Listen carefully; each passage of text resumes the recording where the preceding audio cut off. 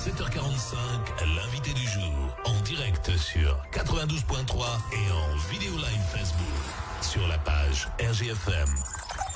14 mars 2020, 14 mai 2020, cela fait 2 mois tout juste qu'il n'y a pas eu de projection au cinéma Le Palace à Montluçon. On va faire un point ce matin dans cette période de crise sanitaire avec l'exploitant du Palace, Frédéric Dubourgneau, qui est en ligne avec nous. Bonjour.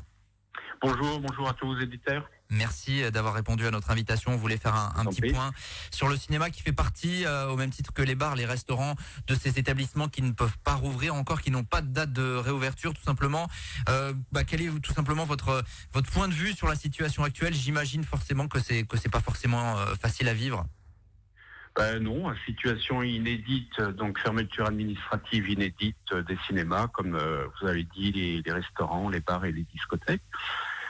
C'est depuis le 14 mars un rideau sur le cinéma pour nous. Donc, maintenant, on essaye de travailler sur la date du 15 juillet pour une éventuelle réouverture des sites. Mmh. Donc, ce qui amène maintenant, après cette date du 15 juillet, de savoir après, par la suite, dans quelles conditions, avec quelle jauge, et puis de changer toutes nos habitudes de travail, certainement. Ouais, cette date du 15 juillet, c'est un petit peu ce qui vous est donné par, j'imagine, des instances nationales? Oui, c'est ce qu'on avait déjà en objectif par rapport à tous les festivals qui avaient été annulés. Donc jusqu'au 15 juillet sur la première partie. Donc là maintenant on sait que on essaie de travailler sur cette date-là. Début juin, ça va être les grandes réunions avec le gouvernement au niveau de nos instances, que ce soit pour la restauration avec l'UNI ou la Fédération nationale des cinémas français, où là vont se décider un petit peu avec ce qu'ils auront pu avoir comme remontée du déconfinement, si tout peut se faire également pour nous, quoi. Ouais, bien sûr, vous avez le désavantage finalement d'être un lieu fermé qui accueille du public, parfois nombreux dans des salles, dans des salles forcément. Comment vous vivez cette période? Est-ce que économiquement il y a vraiment des risques à long terme, je dirais? Forcément, il y a des pertes, mais voilà, quelles sont-elles?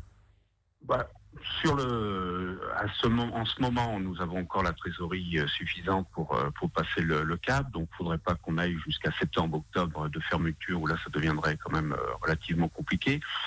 Après, à partir d'une réouverture, nous allons être certainement contraints au niveau des jauges. Donc, on part déjà sur une base de 50% maximum de notre jauge actuelle qui sera ouverte au public. Donc après, avec toutes les mesures barrières qui seront mises en place et puis la distanciation après au sein des salles mêmes, car aussi nous souhaitons tout mettre en place également pour la sécurité de nos clients, mais ça veut dire que nous allons travailler à 25% au début de ce que nous faisions habituellement. Donc après, le gros souci pour nous, d'ouvrir, si fermer c'était le plus simple, ouvrir c'est le plus dur, et c'est le plus dur également à travers les films, car tous les projets de films d'avant, qui étaient prêts avant le 15 mars, eux sont décalés sur la fin d'année, voire sur 2021, et tous les films qui devaient sortir sur la fin d'année et qui n'étaient pas finis au 15 mars vont être reportés, eux, sur fin 2021 ou 2022. Donc, là, de réouvrir, on y arrivera. De travailler avec une nouvelle conditions et mesures barrières, nous y arriverons. Mais après 2021 et le premier semestre 2022, c'est là où tout va se jouer pour nous. Ouais, ce qu'on se rend compte, c'est qu'évidemment il y a la crise actuelle, forcément les pertes là de 2 mois d'exploitation qui ne tombent pas, mais en plus, vous le disiez, c'est quelque chose qui risque d'être à moyen terme ou à long terme compliqué, forcément.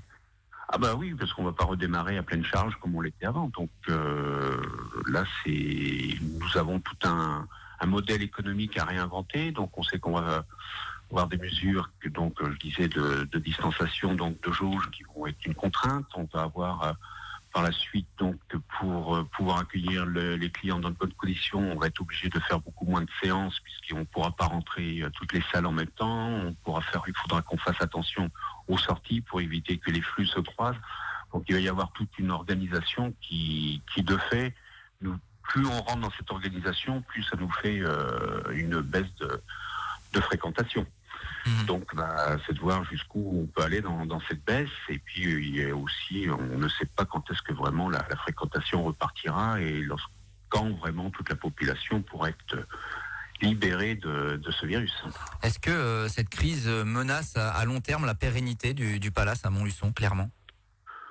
Du Palace en elle-même, je ne sais pas, mais c'est de l'exploitation en général.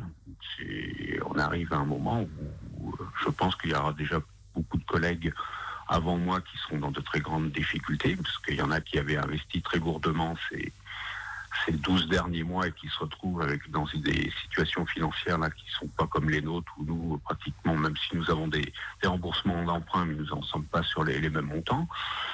Donc c'est toute l'exploitation en global qui va souffrir, et de la chaîne, nous sommes le dernier maillon de la chaîne, c'est le premier maillon également entre la production, tout ce qui est les intermittents du spectacle, tout ce qui est après la distribution, c'est toute la chaîne qui va en pâtir.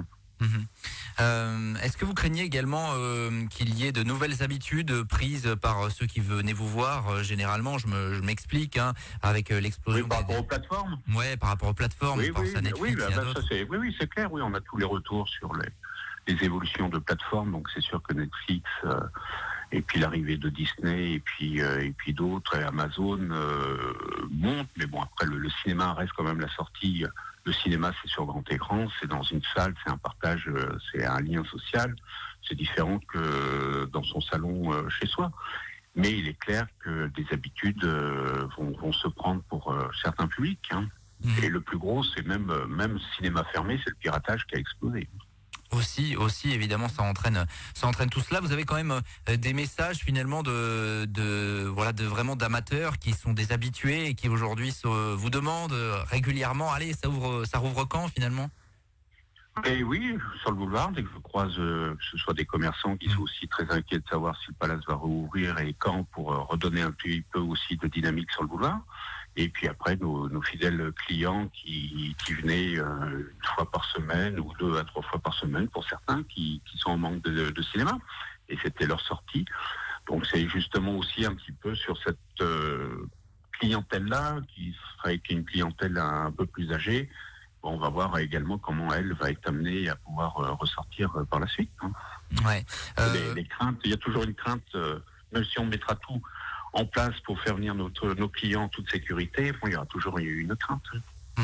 Vous estimez que les clients vont répondre? On a vraiment des amateurs là, des passionnés qui vont franchir le cap finalement. On sait que dans les boutiques par exemple, il y avait certaines craintes que les clients ne reviennent plus finalement. Il faudra du temps. Il faudra du temps, puis nous sommes qu'un métier d'offre, donc il nous faudra des films, et des films qui donnent envie à nos clients de revenir en salle, surtout ça. D'ouvrir, on pourra rouvrir, mais il faut avoir aussi donner envie aux clients de revenir au cinéma à travers le film et les films que nous proposons. Et pour l'instant, ça c'est aussi une des incertitudes que nous avons à moyen terme. Est-ce que vous en profitez quand même pour faire quelques ajustements dans les salles, pourquoi pas là dans cette période de 2 mois où il y a vraiment plus personne pour le coup?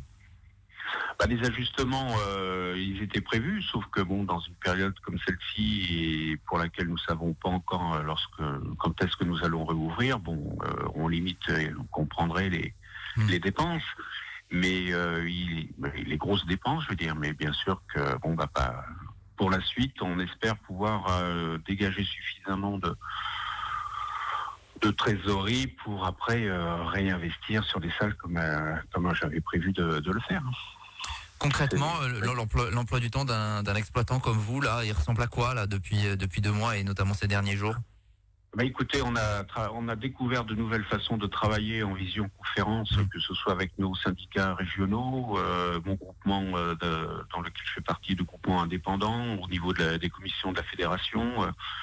Donc c'est une visioconférence tous les 2 jours, c'est pas mal également de coups de téléphone avec des collègues, des distributeurs pour savoir pour échanger, pour voir un petit peu comment faire évoluer le cinéma et l'exploitation quand nous allons réouvrir. Donc, beaucoup de monde se pose des questions et on a tous besoin chacun de l'autre pour pouvoir réouvrir dans de bonnes conditions.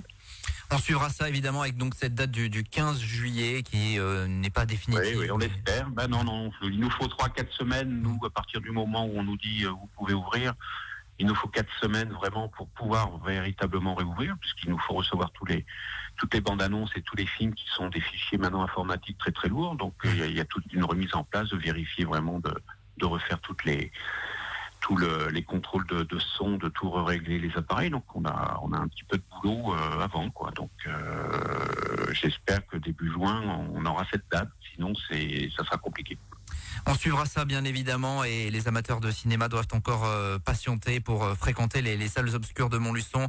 Merci Frédéric Dubourgneau d'avoir été avec nous ce matin. Merci à vous, bonne journée. Merci, bon courage à vous.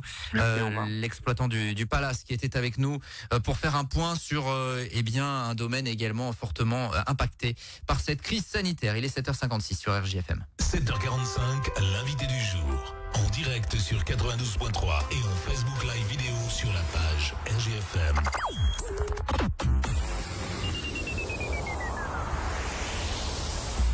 Élise-Avenue, votre réseau national d'agences immobilières présent en Auvergne à Montluçon, Culan, Saint-Éloi-les-Mines, Saint-Pourçain et Évaux-les-Bains. Actuellement. Montluçon, maison F4 de 70 m² environ.